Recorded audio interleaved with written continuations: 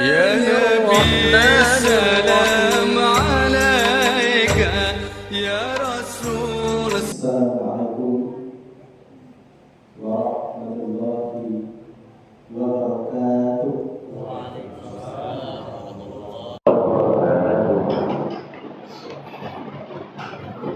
Alhamdulillahi rabbil alamin, wassalatu wassalamu ala asyrafil anbiya wal mursalin wa ala alihi wa sahbihi ajma'in.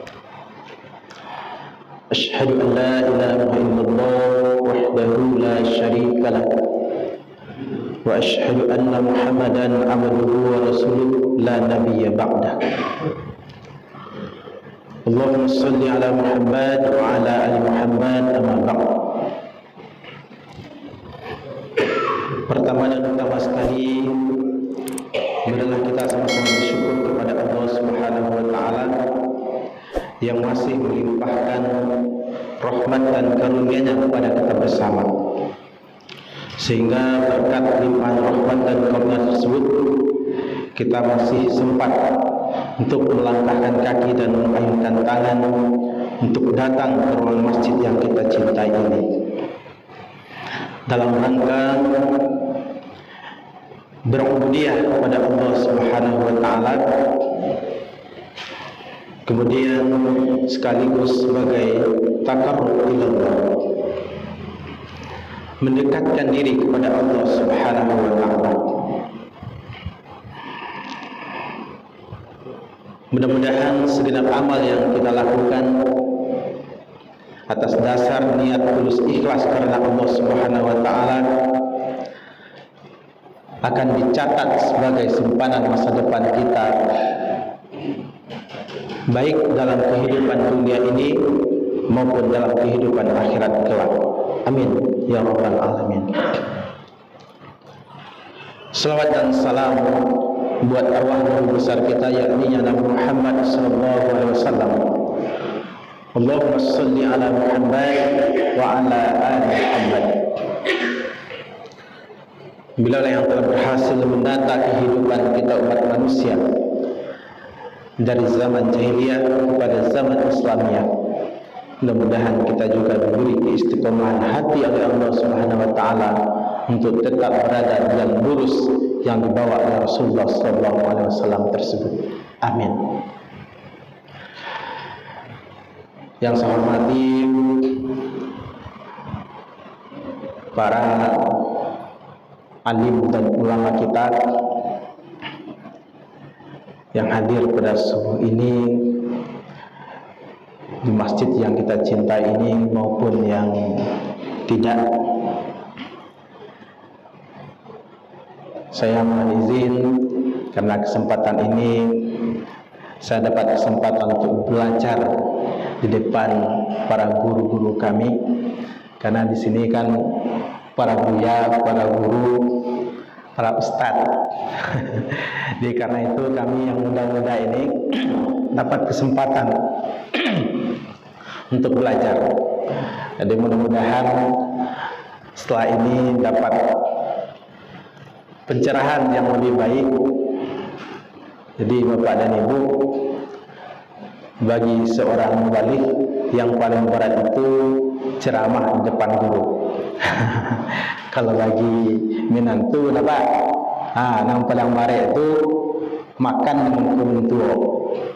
Kalau bagi pandeka itu basilek dengan guru. Tapi bagi kami itulah sebagai media pembelajaran, mudah-mudahan nanti ada tambahan dan perbaikan. Apalagi bagi saya ini adalah kesempatan pertama sampai ke masjid ini. Termasuk masuk komplek ke sebenarnya baru barakali lewat.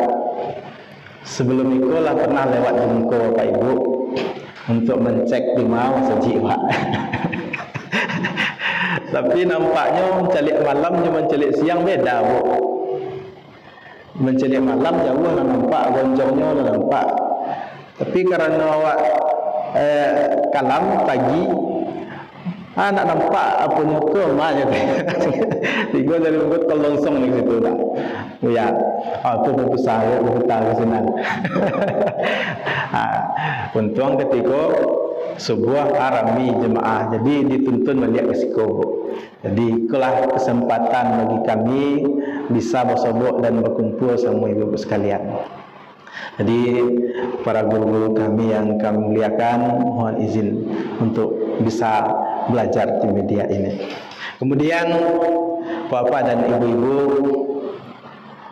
RT RW, pengurus dan jemaah yang dirahmati Allah, kaum muslimin wal muslimat dimanapun berada, semoga mendapatkan berkah dari Allah Subhanahu wa taala. Amin ya rabbal alamin. Baiklah, pada kesempatan ini kita mendapatkan amanah untuk menyampaikan kajian subuh dengan tema membantu kesulitan sesama muslim dan menuntut ilmu jalan menuju surga. Ini adalah kajian dari hadis arba'in, hadis yang ke-36. Tentu Bapak Ibu sudah banyak mendapatkan ilmu dan wawasan tentang hadis-hadis arba'in, dan sekarang sudah sampai ke hadis yang ke-36. Jadi karena itu melalui hadis ini kita akan membahas tentang subtema yang seperti kita sampaikan tadi, yang sudah disiapkan oleh panitia, yang menunjukkan juga bahwa Bapak dan Ibu sudah belajar hadis ini, sudah hampir selesai. Sudah banyak dari awal, dan mudah-mudahan ini menambah kekuatan kita untuk terus dekat kepada Allah Subhanahu wa taala. Di mana dalam hadis ini Rasulullah SAW menuntun kita, membimbing kita untuk menjadi orang-orang yang beruntung, selamat dunia dan akhirat. Untuk itu, orang yang selamat, beruntung dunia dan akhirat itu adalah orang-orang yang selalu berbuat baik, orang-orang yang selalu bertindak, orang-orang yang selalu beramal dengan amal yang soleh. Nah, dalam hadis ini Rasulullah SAW berdasarkan apa yang disampaikan oleh Abu Hurairah, an Abi Hurairah radhiyallahu anhu, Abu Hurairah berkata,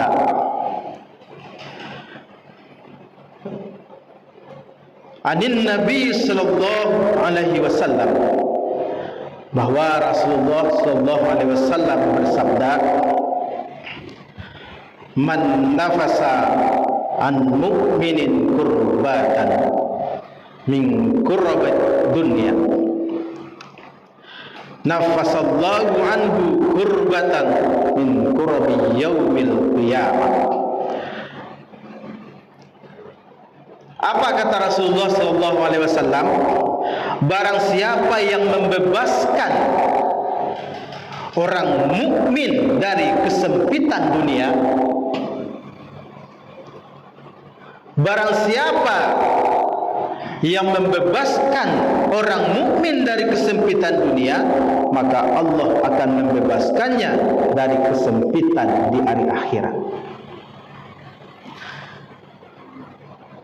Jadi itu yang pertama. Kalau kita sebagai seorang hamba, seorang manusia,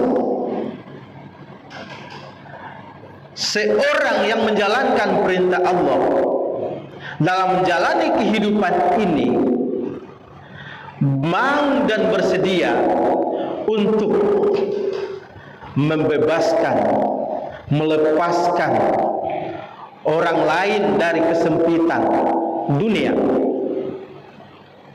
maka balasannya yang akan diberikan Allah Subhanahu wa taala kepada orang yang bersangkutan adalah membebaskannya nanti pada hari yaumil qiyamah dari segala kesempitan. Bapak Ibu hadirin yang dirahmati Allah, kita tahu bahwa kehidupan kita ini tidaklah selamanya. Selama nyawa hidup pasti akan mati. Dan dunia ini akan hancur, akan binasa, yang disebut dengan hari kiamat. Apa itu kiamat? Di mana bumi ini hancur lebur, sehingga bagaikan anai-anai berterbangan. Bahkan disebut juga oleh Al-Quran bagaikan kapas-kapas yang berterbangan ditiup angin. Itu disebut dengan kiamat kubra, kiamat besar. Tapi kalau kiamat sughra, di mana kita menghadapi ajal kita, di saat kita berpisah dari kehidupan dunia ini menuju kehidupan akhirat, di saat sakratul maut, itu juga bahagian dari kiamat. Di mana semua kesenangan, semua urusan, semua yang kita miliki di dunia ini dihancurkan oleh Allah Subhanahu wa taala melalui apa? Melalui berpisahnya ruh dengan jasad kita. Sehingga tidak ada gunanya oleh harta banyak, tidak ada gunanya oleh rumah mewah, tidak ada gunanya oleh auto rancak. Sadu nado itu akan menjadi milik orang. Makanya bagi kita, kalau maut sudah datang, berarti kiamat sudah tiba. Nah, kata Rasulullah SAW, siapa yang membebaskan orang dari kesempitan dunia ini, maka dia nanti kelak di hari kiamat akan dibebaskan oleh Allah dari kesempitan-kesempitan itu. Itu yang diberikan Allah. Jadi karena itu Bapak Ibu sekalian, marilah kita bersama-sama membebaskan kesempitan itu, artinya menyelamatkan orang dari berbagai kesulitan. Apalagi dalam kehidupan sekarang sangat sulit, sangat banyak hal-hal berat yang dihadapi oleh saudara-saudara kita seiman. Mulai dari kehidupan ekonomi yang morak-marik, kehilangan pekerjaan. Yang kemarin ini karena COVID, bahkan banyak di antara saudara-saudara kita yang kembali dari rantau itu karena tidak bisa bertahan menyelamatkan usahanya yang ada di situ, sehingga terpaksa kembali pulang. Apakah itu untuk sementara waktu atau untuk bahkan untuk berniat untuk sampai seterusnya di kampung halaman. Kenapa? Karena susahnya kehidupan. Nah, begitu juga kita yang ada di kampung ini, baik sebagai petani, baik sebagai pedagang maupun sebagai pegawai, semuanya serba susah. Sehingga kondisi-kondisi seperti ini, apapun kesulitannya menurut hadis ini, ketika kita bisa membantu saudara-saudara kita, membebaskan dari permasalahannya itu, dari kesusahannya itu, dari kesulitannya itu, maka Allah janji nanti di akhirat kita akan diselamatkan dari kesulitan. Sebab kenapa? Karena nanti ketika hari kiamat itu datang, maka semua kita dibangkitkan oleh Allah. Di saat kita bangkit berdiri dalam keadaan susah, dalam keadaan rumit, dalam keadaan payah. Cobalah bayangkan Bapak dan Ibu, sedangkan ketika acara-acara hari ini di luar, wak calik seorang antrian menerima bantuan sampai tapijak,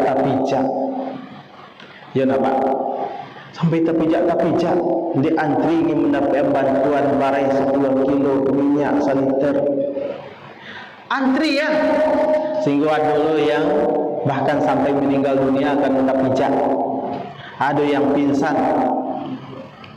Itu baru dalam kehidupan dunia. Apalagi nanti kehidupan akhirat, di hari kita dibangkit oleh Allah Subhanahu wa taala.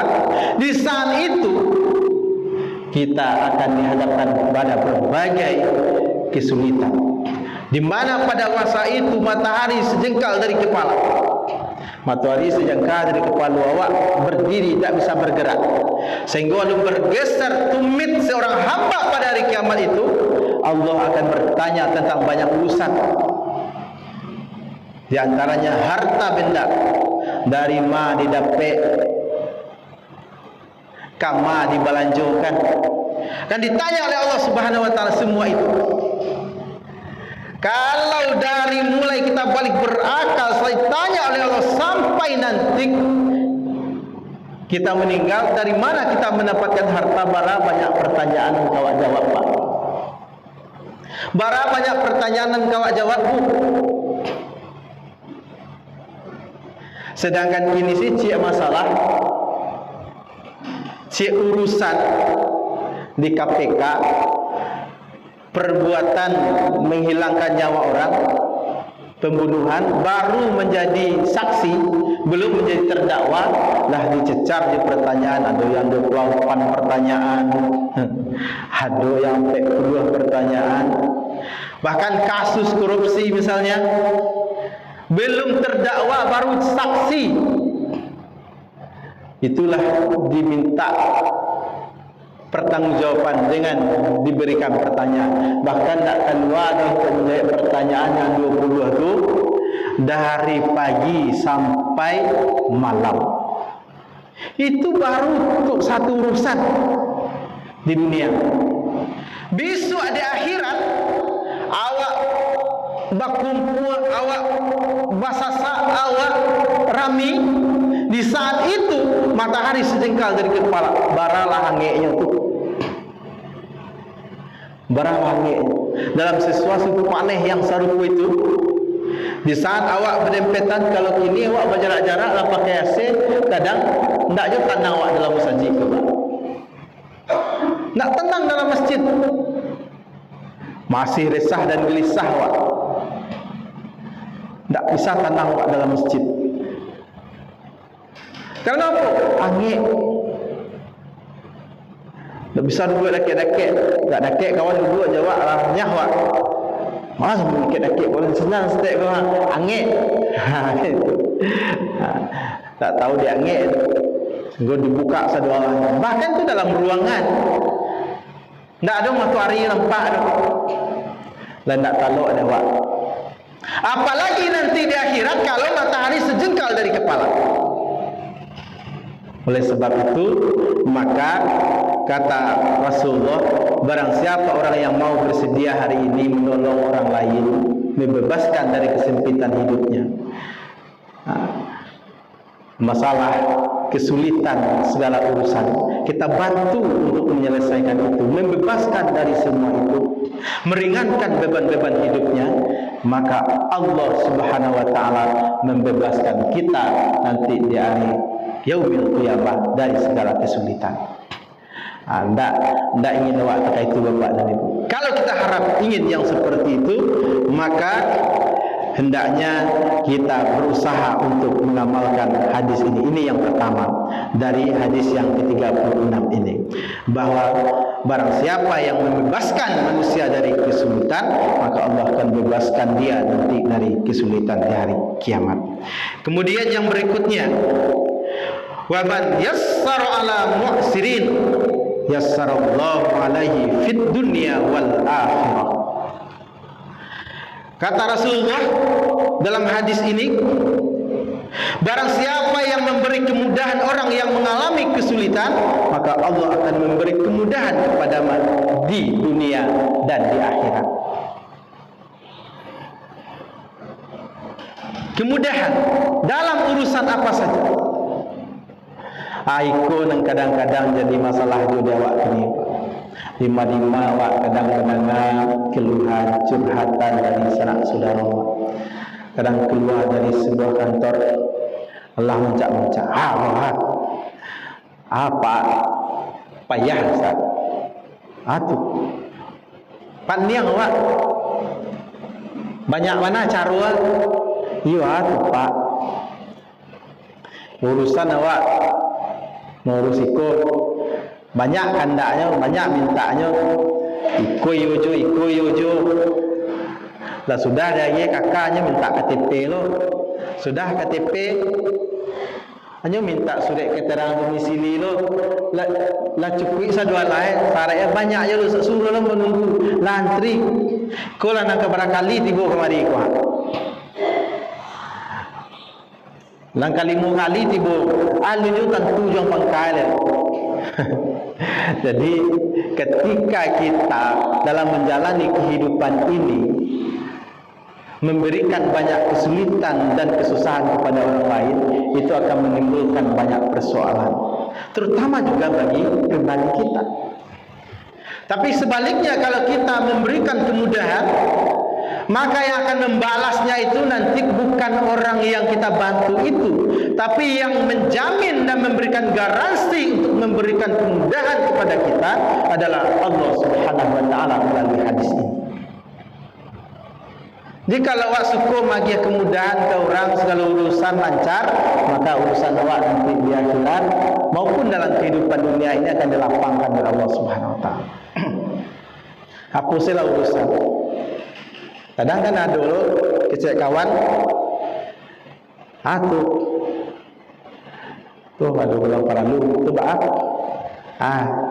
dia gitu ospek, ospek, ada lu bilang ospek, tak bisa, lama-lama sih ya, dia gitu, ujian stek. Sehingga tak ingin yo urangku mudah berurusan, kalau dapat yo ada masalah dah. Jangan sanang-sanang sih. Minggu pernah seorang hari juga curhat. Kecil ya. Yo payah nasi Ustaz batu. Sampai ujian. Sehingga ada di antara ustaz awak tinggal di itu. Yang punya pengalaman terkait itu, awak kalau nak diantar rantang, tak tibu sama Ustaz. Tak diantar rantang, tak tibu. Tadi kecil dek jemaah tu, Ustaz, kau ingin jadwal sambal kan ada jadwal tu. Tolong seantar jadwal rantang tu ke rumah yang bersangkutan. Kalau nak teruskan, tak timbul sambal. Satu, yo jangan sanang-sanang tu Ustaz tu, bakaran julus dia, jangan makan lama deh. Jadi jangan makan lama deh, udah datang dari bawah saji, bau sawo justru mantar rantang. Tapi kalau nak timbul rantang, nak timbul sambal. Yang pujian Ustaz tu. Padahal ibuku datang ke masjid dari berjemaah, tapi ingin je majian tantang ke Ustaz. Padahal Ustaz pula sulit ibu infak. Pagi siap subuh, apa ibu bisa kadang berdua santai di rumah sambil ada teh manis, ada roti, ada kue, ada lontong. Ustaz tu kemari makan jam. Kau masuk jam 8 kuliah lah. Sehingga ibu keluar dari masjid, Ustaz tu bakal meja nak dengke, lapik nak dibertuan, sarok nak diberasihan, WC nak disiram. Selesai itu, baru dulu ke mandi. Kadang tugas dulu selesai. Alah tambah ngambu di seorang mampuang kerja pun balari. Sehingga nak seketik lo mahasiswa wingo dan kecelakaan di jalan gara-gara dek mengajan supaya capek tidur. Tak lambat bukan karena dek melalaikan, dek menunaikan tugas dulu di masjid. menyelesaikan itu supaya jemaah pengurus senang dulu. Tapi karena jarak majauhan, kalau lain dulu di jalan, supaya nak selamat, gak kencang, kadang kawan tersesat, terkajan, sehingga aduh sampai patah deh. Alah di kampus, lah kuliah lah ikut, kadang pulang lah sanjo dulu. Tibu di muka masjid, orang lahzan. Sebalik lahzan awak nak kazan macam tu. Bakaja petang pantiang tu dari untuk menyelesaikan itu. Hendak tentu orang mandi bakajan sih, dulu bakajan. Lah selesai, lah solat, berlanjut. Kadang ada ngajar TPQ ada ikut. Berlanjut sampai malam. Sehingga kadang lah jam 9 orang sadola pulang dan ustazku alunya bisa pulang batu karena ada lu aling murid nanti ibu konsultasi masalah anaknya. Dek ibuku ialah sudah makan dari rumah lah selesai sudah tinggal konsultasi je. Dek ustazku alun adu si Allah je lagi.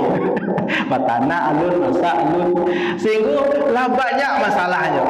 Kini sambago ndak lu tibu kerja lihat kan lupa mantar-rantang tadi ndak bisa pulang siang. Akhirnya pasu betul lah jumici.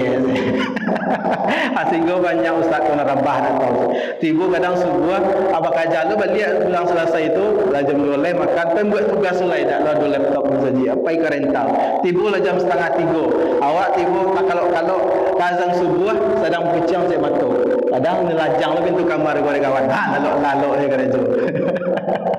Padahal macam tantangan dan pus kerajo yang di kerajaan. Tapi karalu itu maka para lujo wak pahami. Jadi kalau le bisa sama-sama beramal berbuat baik diberikan kemudahan. Kalau rantang tu tibu saya masjid tak perlunya entan ustaz. Jadi sama-sama menolong ustaz menolong mengamihan masjid itu menolong menyiapkan fasilitasnya. Kalau le seperti itu sama-sama memberikan kemudahan maka insyaallah nanti di hari akhirat termasuk dalam kehidupan ini Allah Subhanahu wa taala akan memberikan kemudahan kepada kita.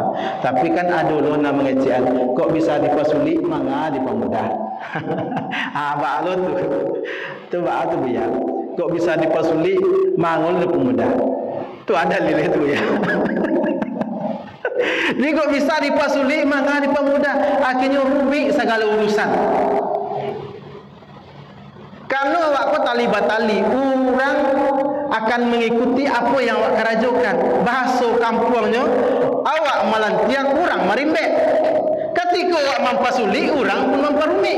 Sekiranya sama-sama sulit, sama-sama rumit lah kita sadualanya. Sehingga dalam kehidupan dunia awak sulit, nanti di akhirat entah merentah. Nah, karena itu pesan Rasulullah SAW kepada kita melalui hadis yang ke-36 ini, kalau kita cenderung untuk memberikan kemudahan kepada orang, maka Allah akan memberikan kemudahan kepada kita nanti di hari kiamat, di hari akhirat. Kemudian yang berikutnya, wa man satara musliman satarahullahu fid dunya wal akhirah. Jadi dalam kehidupan ini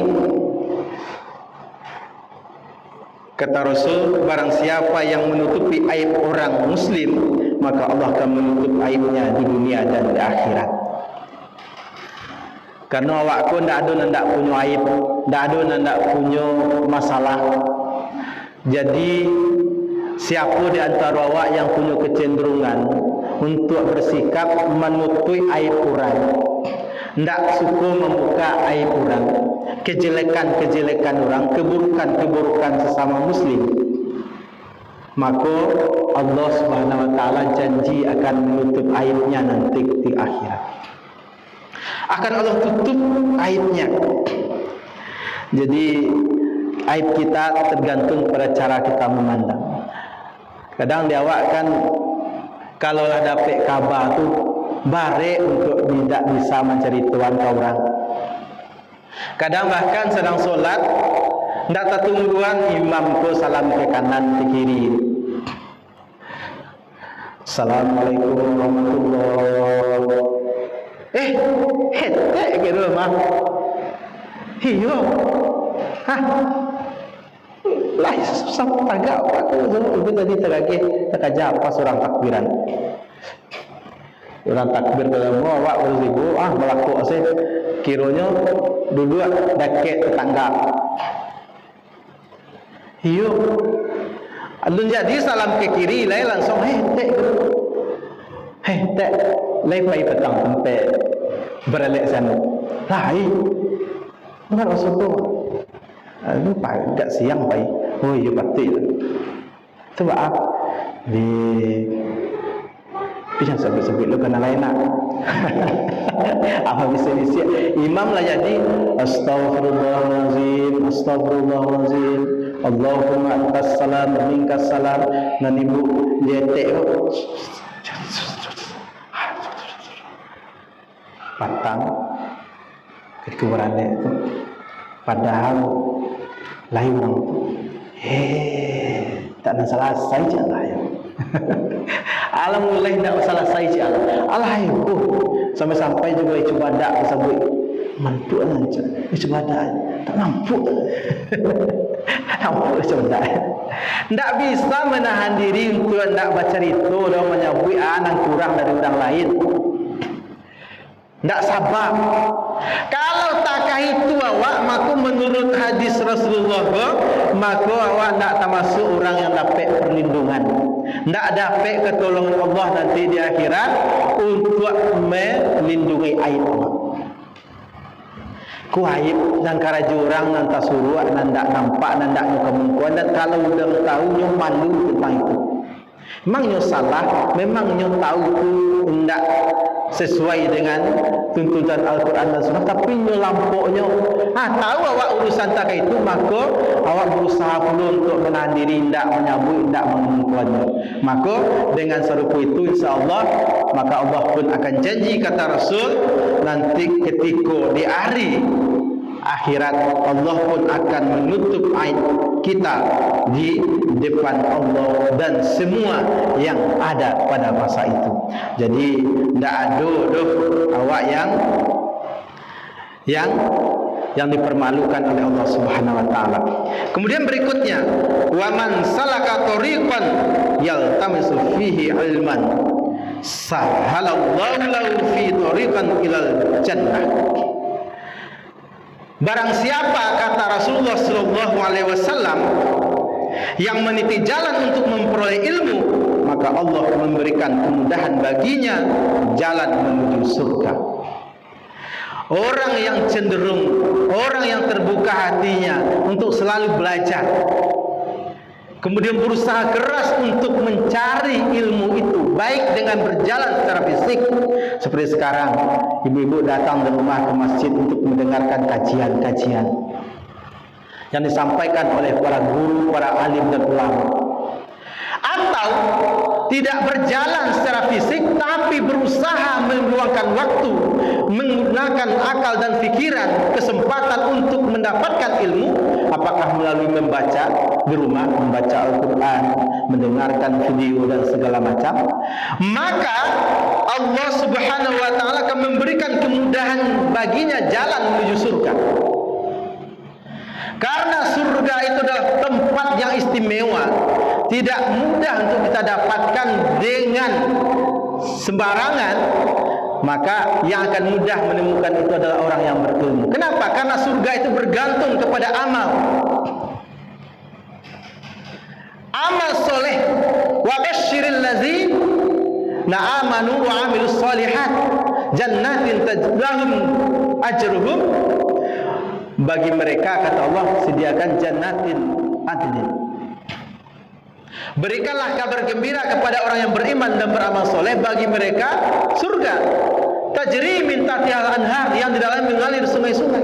Siapa dia? Orang yang beramal soleh, dan amal soleh itu bisa kita dapatkan, bisa kita kerjakan dengan baik kalau kita punya ilmu. Wak bisa sholat khusyuk kalau ada ilmunya. Kita bisa berzakat dengan baik, ada ilmunya. Kita bisa melaksanakan haji yang mabrur, harus ada ilmunya. Kalau tidak dengan ilmu, maka amal kita itu tertolak. Kalau amal kita tertolak, maka kita tidak akan sampai kepada surga. Oleh sebab itu, orang yang mendapatkan ilmu, orang punya ilmu, dia akan mendapatkan kemudahan menuju surga. Jadi karena itu, jangankan kita mendapatkan ilmu, berjalan untuk usaha itu sudah dijamin, sudah digaransi oleh Allah, kita pun akan diberikan kesempatan dan kemudahan untuk mendapatkan surga Allah. Oleh sebab itu, mari kita siapkan diri kita untuk membantu sesama kita, memberikan kemudahan, membebaskan orang dari kesulitan, dan mencari ilmu dengan penuh kesungguhan hati. Mari gunakan harta kita untuk itu. Sebab harta awak pun tak akan memberikan manfaat bagi awak kecuali harta awak tu awak manfaatkan di jalan Allah. Bapak Ibu hadirin, cuba harta yang banyak hari ini. Bu, ibu yang punya emas yang banyak, ada tiang, ada galang, ada kalung yang banyak tu, yang disimpan-simpan yang banyak di rumah, dalam bantal, dalam lemari. Kalau nyampang ibu meninggal, siapa yang memakai ibu? Siapa kira-kira? Kama meh banyak tu bawa dia pak bu. Lain dia agian dia apa ibu nama mengumpuan mah lapan nek mengumpuan kini paisi ibu ko dah itu lo asyang lagak 3 kali di KBN di tangan KBN tu ibu dia minta aus tolong KBN tu ustaz ibu ibu lah pernah bu menceliak tak itu alun dah ada pernah ustaz punya pengalaman mengambil nameh di tangan mai itu untuk dibawa mati karena suaminya sayang dia nah doa. Alhamdulillah untuk ibu punya peninggalan lai gak tanang awak membuka lembaran baru dibawa di ibu ke rumah sebelah pak ke rumah sebelah kira-kira awak nampak mengumpulan orang lain dan menikmati rancak di bagian digunakan untuk amal ibadah sedekah jariah itu nan kawak bawa sampai mati. Kalau itu awak lakukan maka awak akan menikmatinya nanti di akhirat. Tak ada yang hilang. Wa may ya'mal mithqala dzarratin khairan yarah. Barang siapa yang berbuat baik meskipun sebesar zarah Allah akan balasi. Mudah-mudahan kita semua dapat kesempatan untuk mengamalkan hadis ini dengan baik sehingga kita menjadi hamba-hamba Allah yang mendapat kesempatan untuk mendapatkan garansi menjadi orang yang dibebaskan dari kesulitan nanti di hari kiamat, kemudian mendapatkan kemudahan dan diberikan juga jalan yang lebih mudah oleh Allah untuk menuju ke surganya. Amin ya rabbal alamin. Mungkin inilah intisari hadis ini yang bisa saya sampaikan pada pagi hari ini. Mudah-mudahan bermanfaat bagi kita semua. Dan mohon maaf andai kata banyak kekurangan dan kesalahan yang tidak meletakkan sesuatu pada tempatnya sehingga membuat kekurang nyamanan di hati dan pikiran Bapak dan Ibu sekalian. Lagi maaf Bapak Ibu. Alhamdulillah. Tentu lagi capek lo Pak Ibu masuk surga. Sampai orang maaf tu capek masuk surga tak.